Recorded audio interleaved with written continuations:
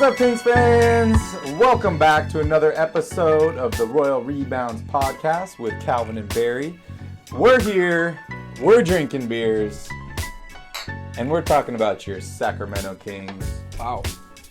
Calvin, what are we drinking today?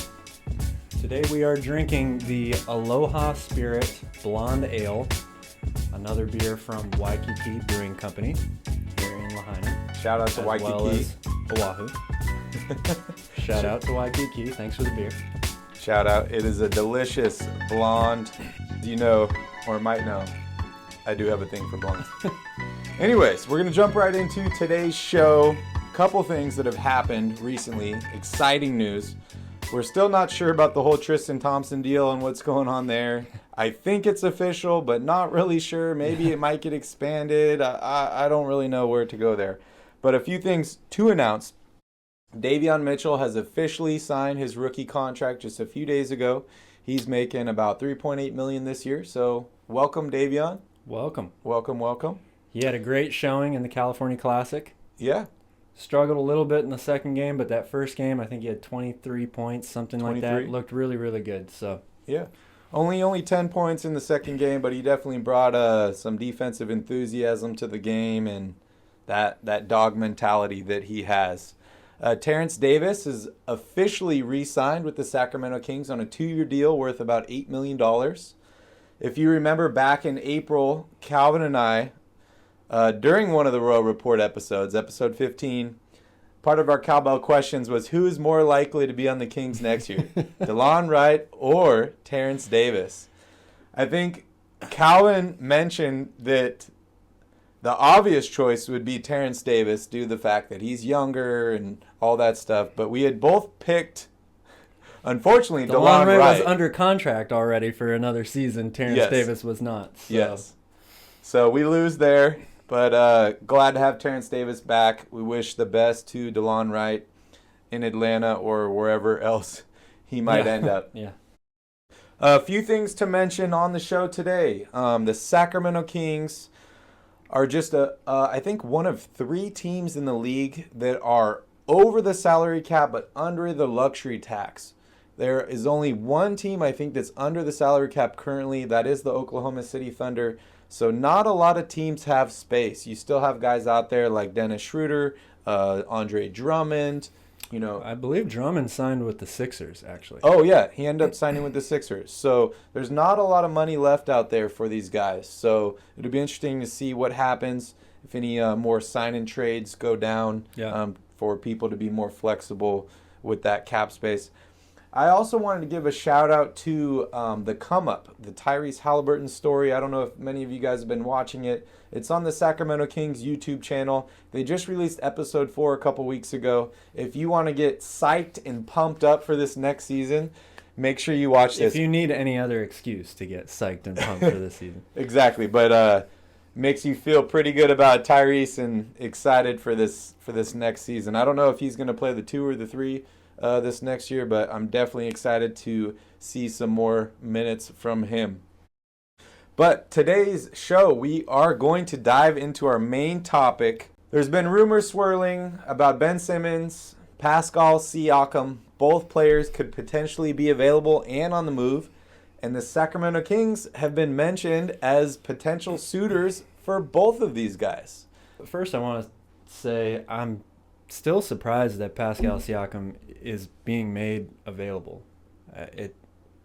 I'm surprised that both these guys are being made available. Ben Simmons, I think, makes a little bit more sense to me than Pascal Siakam, but it's great for any team that's trying to acquire these two guys because they're great players. I know you know how much I like Pascal Siakam. I think he is a tremendous talent that just continues to get better every year.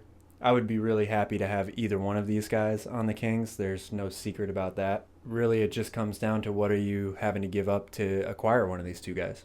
Yeah, exactly. I think that's exactly what it boils down to.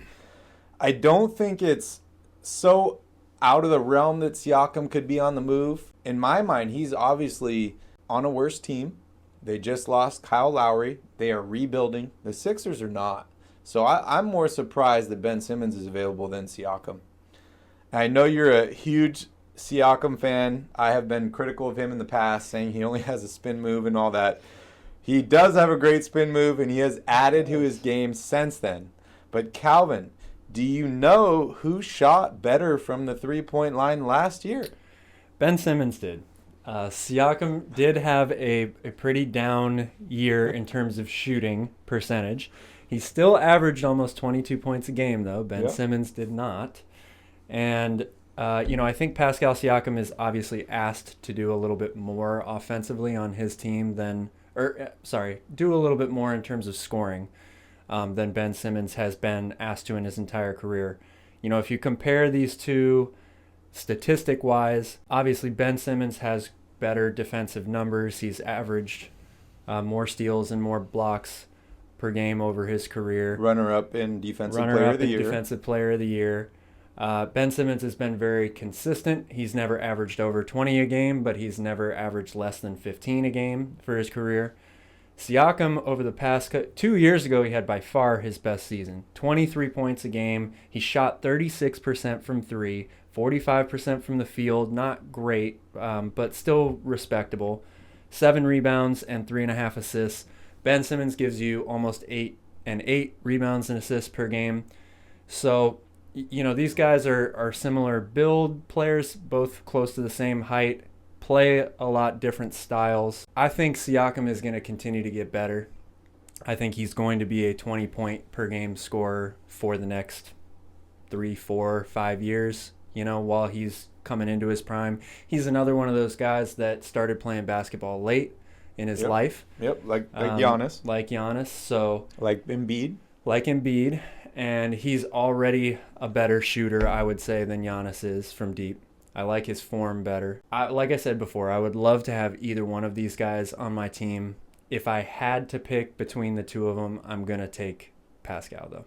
It's interesting that you think that Siakam has a higher ceiling because he's 27. He is Ben's older. only 25. He was taken number 1 overall. Yeah. He's a bigger guy. He's faster. He's stronger than Siakam. But I want to look here a little bit more into the numbers. You look at a guy like Siakam, he's making $33 million this next season. That's the exact same that Ben Simmons is making. Siakam's locked up for 2 more years at about $73 million. Ben Simmons is locked up for 3 more years after this next season. So that's over $110 million guaranteed to him because he's got like $40 million in that last year. Ben Simmons also has a trade kicker, 15% trade kicker. So all those salaries, they all go up 15% if he is traded to the Kings. So Siakam is going to be much cheaper salary-wise. I don't know if I agree with you on the ceiling because I feel like Ben Simmons has a much higher ceiling. I don't know if he'll ever reach that ceiling, but I do feel like his ceiling is higher than Siakam just because of all the natural talent that he does have. He obviously needs to put a lot more work into his game on the shooting end. But everything else, I think Ben Simmons is better than Siakam. Correct me if I'm wrong. I'm not sure I actually said the words that Pascal Siakam has a higher ceiling than Ben Simmons. But to me, Ben Simmons is going to give you more on the defensive end, which we all know that the Kings really need. But the moves that the Kings have made in recent weeks, the draft, free agency, stuff like that, have been very focused on defense. Mm-hmm. I think if you add a guy like Pascal, who to me is going to give you more offensively, and he's not a bad defensive player either. He's not a bad defensive player. About the same number of rebounds that Ben Simmons gives you. The assist numbers not nearly the same, but they don't play the same position. You could argue that they both play power forward, but Ben Simmons is more of a point forward. He's going to handle the ball, run the offense more. And Siakam did average a career high in assists last year at almost 5 a game, which is not bad by any means for somebody in his position. The potential of what the Kings could be is better with Pascal Siakam than it is with Ben Simmons. Ben Simmons' game works better for this up-tempo offense. He's a much better passer. He's much better in transition than Siakam. Siakam's more of a half-court one-on-one player to me. My counter-argument to that would be that Pascal Siakam is a great floor runner. He's great in transition, And when you're on a team with guys like De'Aaron Fox, Davion Mitchell, Yeah. Tyrese Haliburton, Yeah. Terence Davis, those are all guys they're going to have the ball in their hands anyway. They're going to be pushing the ball down the court. And I believe that adding a guy like Siakam who could be the finisher rather than they don't need another guy to start the break. They've already got that. Ben Simmons is a finisher. He is a finisher, but he's a pass-first finisher.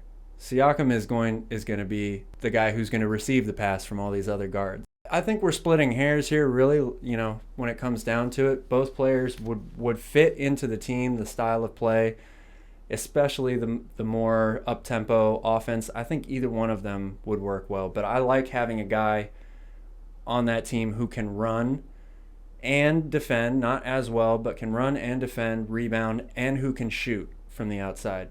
Re-signing Richaun Holmes was a big move, but I think playing him next to Ben Simmons limits the floor spacing a little bit in terms of three-point shooting. Mm-hmm. And that's how the game is played today. It's a spread the court out style of offense with guys who you can rely on to knock down a three-point shot. Yeah, for me, I agree with you. I think we're split here on Siakam and Ben Simmons. I know both of us would be happy to have either of them Absolutely on this team. But for me, the main difference between these two guys is free throw percentage. You look at a guy like Siakam, he shot over 80% last year from the free throw line. Mm-hmm. Ben Simmons really 78% struggled. 78% in his career. Yeah, Ben Simmons really struggled. And I know everyone wants to talk about the playoffs and how he fell apart in the playoffs. Ben Simmons' game didn't really decline too much in the playoffs. His field goal percentage actually went up. Yeah. He shot 2 less shots per game, but it was his free throw percentage that really dropped. It dropped to like 34%. So I think that's the main difference between these two guys in a clutch situation. I think that Ben Simmons, his field goal percentage was over 10% higher than Siakam last year. And he shot better from three. I know that's probably an anomaly. He did. But when you're Siakam didn't play a ton of games last year either. It's very close. It's like 29.7 versus 30. Yeah. So it's pretty close. But again, the 2 years before that, he shot 37 and 36% from three. So. And what was his field goal percentage? 2 years ago, it was 55%, and last year it was 46, almost 46%. And Ben Simmons is shooting 55 this year, 65% in the playoffs from the field. I get that. He's but a again, finisher. Siakam's attempting 6 threes a game. That's why his field goal percentage is going to be lower. Ben Simmons is only shooting at the rim. Better finisher, like I said. That's his only option. Anyways, if you have someone that you would like the Kings to go after this season, or maybe you like Ben Simmons or Pascal Siakam, let us know down below in the comments. And Calvin, you want to tell them about your skills clinic you got going on? Yeah, so we just debuted the first 2 episodes ever of Cal's Skills Clinic. It's a informational series where I'm going to be out at the basketball court giving you guys drills that you can work on by yourself anywhere with a hoop. It's a great way to work on your game. Now's the time in the off season when you're looking to become a better player, or even if you want to be a better coach. These are all informational tools that you can use in all aspects of the game. The first 2 episodes are live on YouTube right now, so go ahead and check those out. Give us a like and subscribe to the channel so we can keep putting out more Cal Skills Clinics in the future. Yeah, and make sure you guys check out the store or the shop on RoyalRebounds.com to get a cool t-shirt just like Calvin has there. Sacramento Royals, could have been. Well, we want to thank you all for joining us on another podcast on Royal Rebounds TV. I know I had fun. Calvin? Always. Always had fun. How could we not? We're drinking beers, talking about the Kings. We'll see you guys in a few days. And in the meantime, hopefully the Kings sign some more players or make one of these big moves. But go Kings. Go Kings.